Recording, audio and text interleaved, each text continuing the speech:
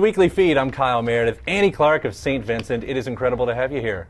Thank you for having me. Yeah, it's good, and congratulations because you got a Grammy nod. Grammys. Yeah. That's exciting. It is exciting. Yeah. I mean, is that a big thing? You have some of those artists who are like, nah, competitions, all this. But I do like awards and all of these things, and it would be awesome to be an artist who gets a Grammy nod. It would be cool. It is cool. Yeah. Yeah. I think the thing is, more than like making music a blood sport competition, what it kind of signifies is an awareness that the mainstream now sort of has about me. Yeah. Yeah, that's more what it signals, rather than, like. I'm beating all of you, or anything like that, right? I mean, it's obviously not, Yeah. not a competition. The mainstream and you has been a very funny relationship so far. Like there's a quote by a Canadian artist named Dan Mangan who said, "The weirder I got, the more popular I got." Wait, Mangan. Dan Mangan. I'm yeah. thinking of Jeff Mangum. Probably different. Yeah. Neutral Milk. Right. Yeah. Not him. Anyway, because they were allowed to be weird from the beginning. You're going to edit this, right? We are. Okay, cool.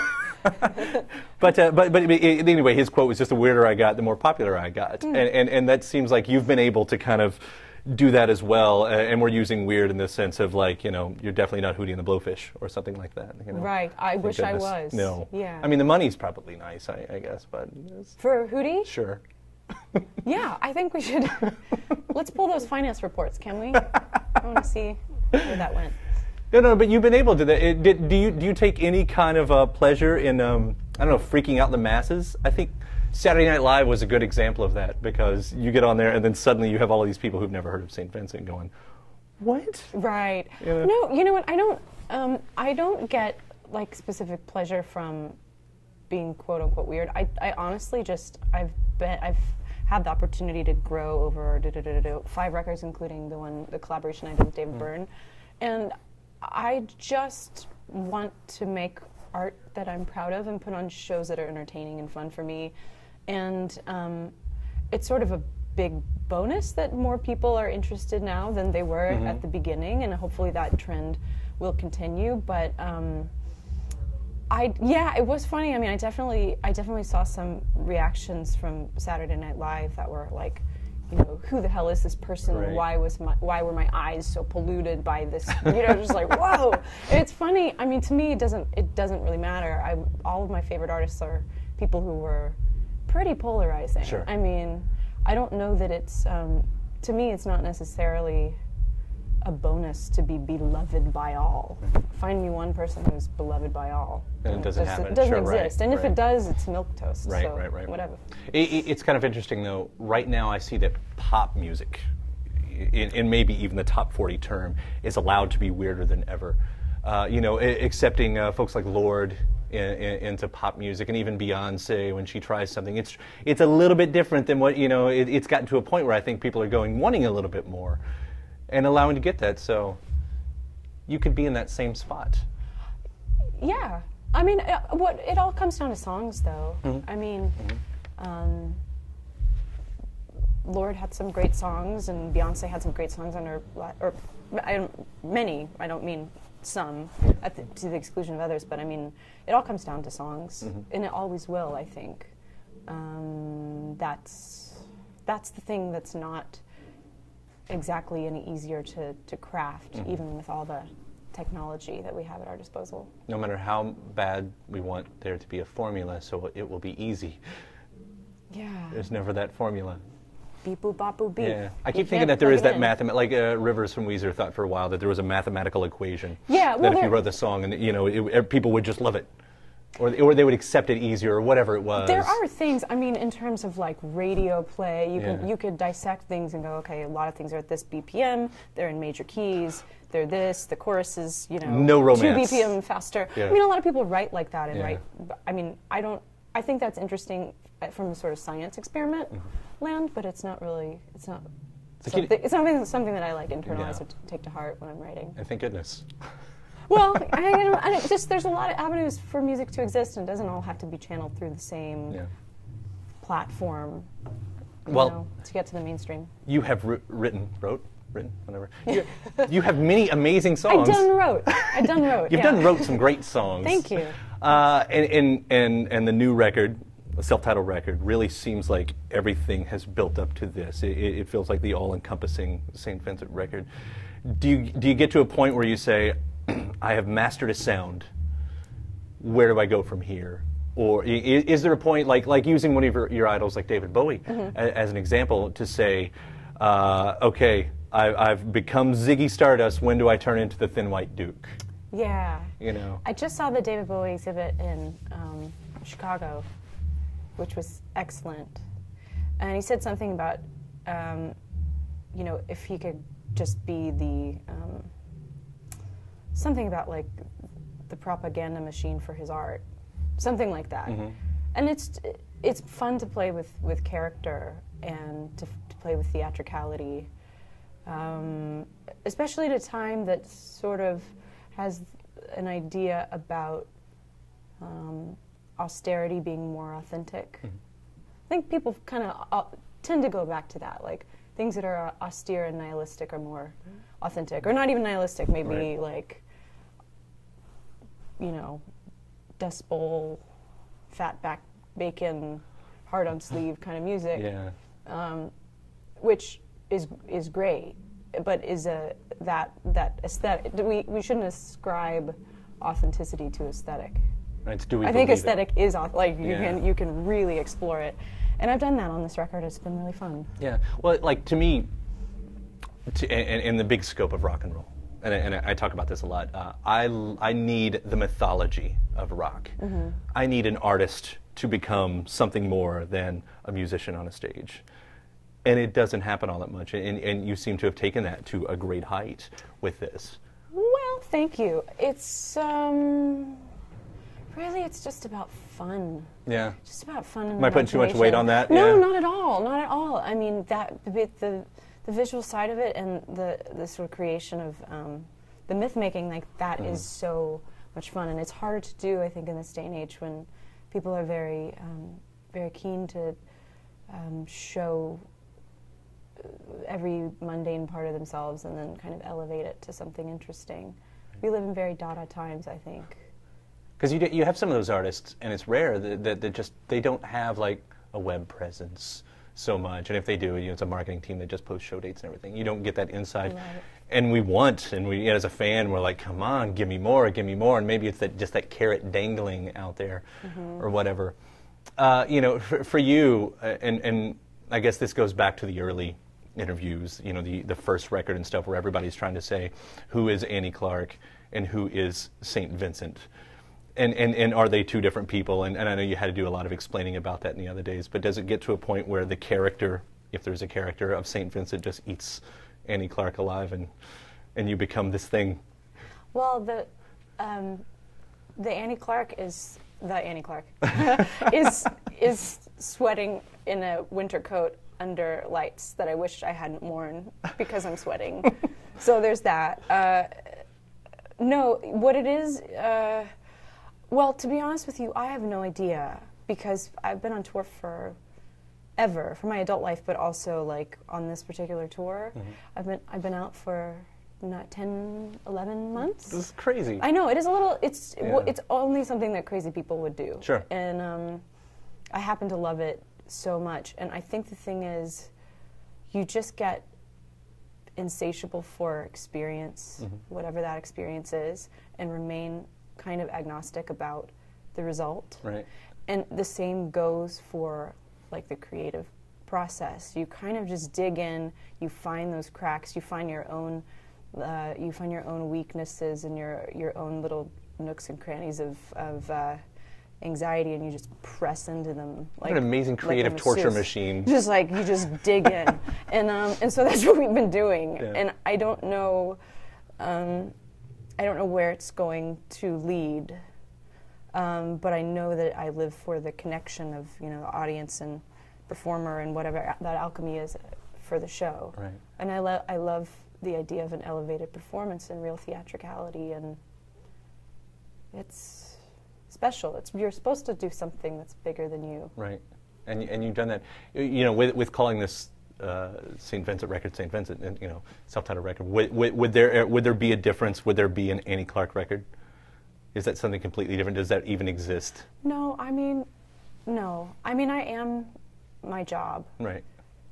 And again, I know this is kind of a question that you've had to answer for a long time. And also, I don't have the answer to right, it either. yeah. You know, I am my work. I am my life's work. Yeah. I give almost everything. And we are grateful. Oh, I'm so glad. Yeah. I mean, that's the whole thing. I'm just glad to get to do what I love for a living, and not a lot of people get to do it. And so, I feel in some ways a responsibility to just like go as hard as I possibly can to I don't know. Yeah. We just don't have a whole lot of time Sure. on planet Earth. You might as well make as much I love that. art as you can in the interim. How much are you making right now? I know there was 2 songs that you just released for Record Store Day. Are you at a point where you write as much as makes the record, or is there a lot left over that you kind of say, one day? There's a fair amount of things left over. With this record, I actually had more material than could possibly fit on the record, and more material that we, you know, John Congleton and I finished, and then it just became like the grand puzzle piece of, okay, what goes on an album, and what slows down the momentum, what feels right for this collection of songs. And so Sparrow and Pietà, which came out on the 10-inch, those were things that were recorded in the same session. And I really loved both of the songs, but just it didn't fit on the thing. And there's another song that came out, I think, called Del Rio, that was a Japanese B-side. I remember that one, right? Yeah.